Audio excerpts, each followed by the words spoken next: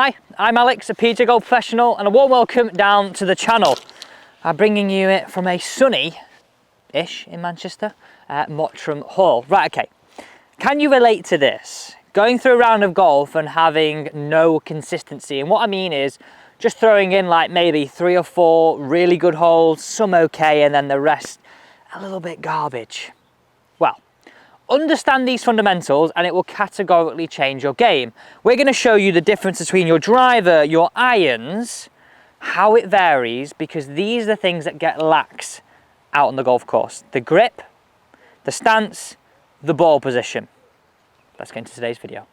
I can't tell you how many comments have been seen about how do I get more consistent. This is the way. This is the way. So first thing I want to think about here is you've got a little bit of a routine.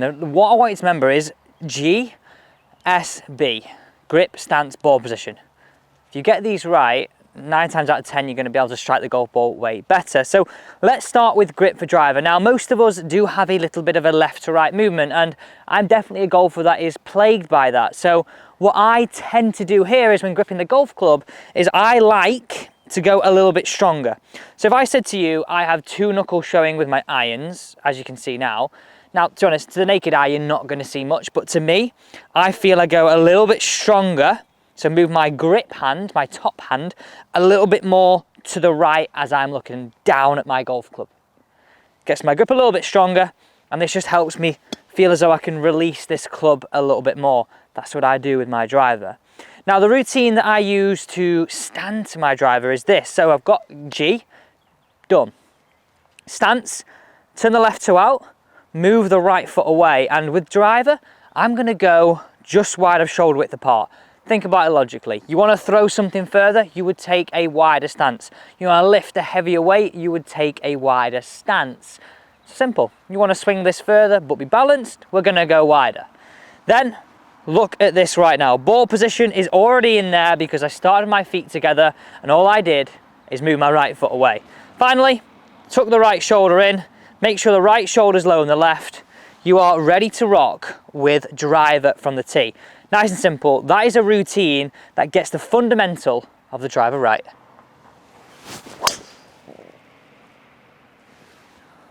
Woo-hoo. Boom. Now, I'm not going to lie, I have come a little bit further up, around about the 150-yard marker. Let's talk grip, stance, ball position for general irons. Like, you've got to be able to make that transition, and that is why all of us can find it okay on the range when we get into some rhythm, but when we go on the golf course, we go from iron, we go from driver, go to a pitch. So let's cover some irons and some short irons right now. 150 yards, 8 iron for me. What are you going with? I think it can vary. Well, it can vary a lot on the conditions as well. So it can be anywhere from like a 9 iron to like a 7 iron, maybe even a 6 iron if it's blowing a draft into. So let's start with grip, then we'll go stance, then we'll go ball position. And this is how you make that transition from driver hitting it on the up to irons smacking it now on the down. And that's vital for ball striking. And we want to strike everything better, right? So nice and simple. We said before, we go a little bit weaker. Now it's not weak. I just went a little bit stronger with my driver from the tee. So I have 2 knuckles showing here on my grip from my irons.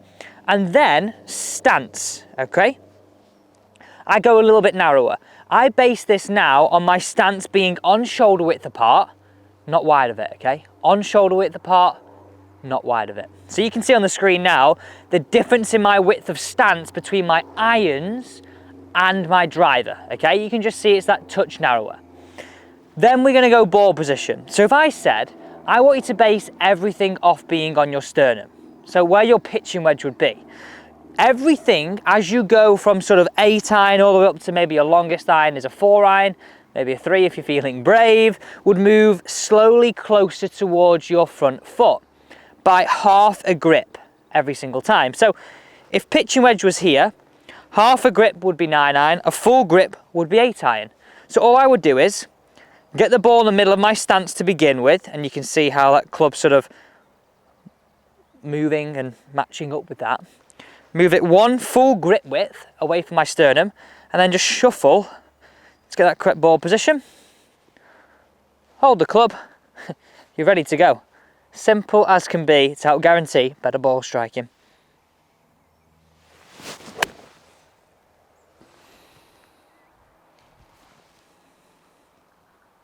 Now, you didn't think I was going to let you go without showing you how to set up to a pitch shot. Let's say a 50-yard shot.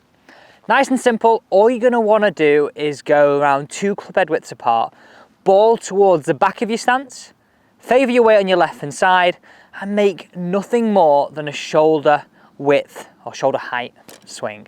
Simple, easy, effective. You can now be consistent from the tee all the way to the green. Thanks so much for watching. I look forward to seeing you tomorrow at the same time.